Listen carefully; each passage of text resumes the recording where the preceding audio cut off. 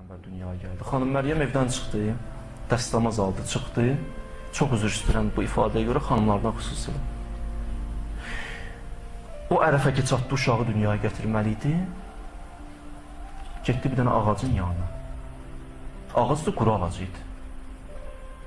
Bir gecəyə o proses baş verdi, üzr istəyirəm sizdən. Hamiləlik dövrü bir gecəyə baş verdi, 9 ay yox. Bir gecəyə də İsa Peyğəmbər dünyaya gəldi. Bu Allahın möcüzəsi. İsa dünyaya gələn kimi qurumuş xurma ağacında xurmalar yetişdi. Allah xanım Məryəmə dedi, Məryəm, qalx ayağa. Get o xurmadan dər ye.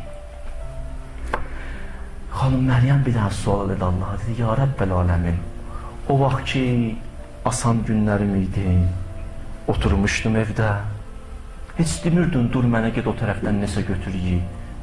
Süfrəni qabağıma gətirirdin, yemək öz qabağıma gəlirdi. Otururdum, yemək gəldi qabağıma.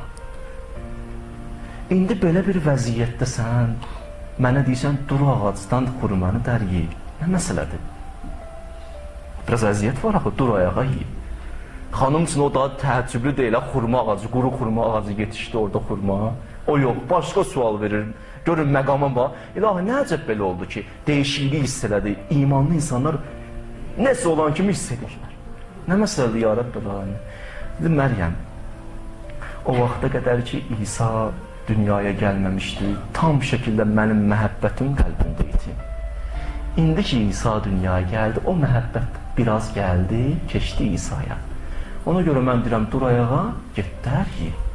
O olmasaydı, deyərdim, gələ, xurma da gəldi. Quru xurma ağacında xurmanı yetişdirmişəm mən. Bir dənə küləyə əmr edərəm, xurma düşər, düz yanılır. Burada nə var ki? Çətindir? Yox. Məhəbbət biraz azaldı deyənə, biraz da gələ əziyyətə qatlaş. Dur ayağa, get xurmanı dər. Yəqin əhlinin qəlbində Allah daxil olur. Allahdan qıraq nə sevgi var çıxardır. Hətta övlad. Övlad sevgisi İbrahim kimi, ya Rəbbəl aləmin. Neçə ildən sonra Allah bir dənə oğul verir, İsmail kimi oğul. İsmaili kesməlisən, ha İbrahim. Baş üstə, ya Rəbbəl aləmin, əmri və itaət edirəm. Özün kesməlisən, oldu, ya Rəbbəl aləmin, özün kəs. Mən təsəvvürlə oğlumun başını özün kesəsən. İbrahim, ya Rəbbəl aləmin, baş üstə. Bu imtihanların hamısından çıxır. İmtihanların hamısından çıxır. Axırda qoyurlar İbrahimi bir dənə mancanağın üstünə, atırlar odun üstünə. Odun üstündə yansın. İbrahimi atırlar odun üstünə, cəmaat qıraqdan yığışıb baxır. Eyvandan baxan kim, oradan, qıraqdan, bucaqdan baxan kim. Hamı baxır, amma görürlər, Nəmrud da baxır. Nəmrudun bir dənə balaca qızı var idi, o da baxır, adı Rəzədir tarixdə. O da qıraqdan baxır, görür, İbrahim oturub odun içində gülür, təbəssüm edir. O da yandırmır İbrahimi. Axır bu uşaq dözmür, qışqırır oradan, ay İbrahim, nə dedin ki yanmırsan orada? İbrahim oradan cavab verir o balaca qız uşağına ki, Bismillahirrahmanirrahim demişəm. Ona görə yanmıram. Bu qədər imanım var, etiqadım var. Uşaq qız uşağı ki, Nəmrudun qızıdır, düşür eyvandan gəlir, dayanır, oda baxır, deyir Bismillahirrahmanirrahim, daxil olur odun içinə. Gəlir, dayanır İbrahimin yanında. Mən də burada dayanmaq istəyirəm, bura Gülüstandır. Nəmrudun otağı yanır. O da onun evindədir, sənin yanın Gülüstandır, ya Rəbbəl aləmin. Və Xəlilullahın yanında dayansın Gülüstan olar da.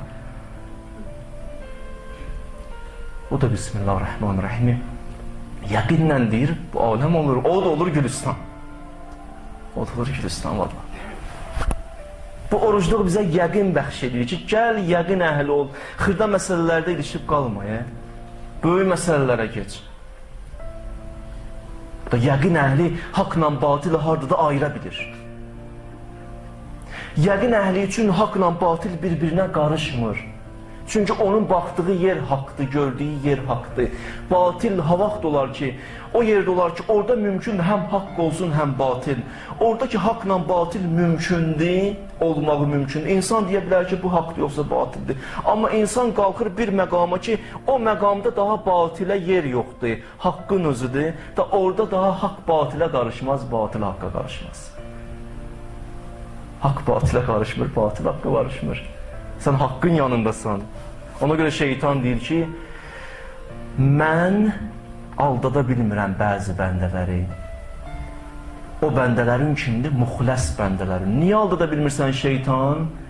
Çünki onun yanında batil yoxdur. Çünki o haqqın özün görür. Çünki o aləmin batinin görür, günahın həqiqətini görür, ibadətin şirinliyini görür.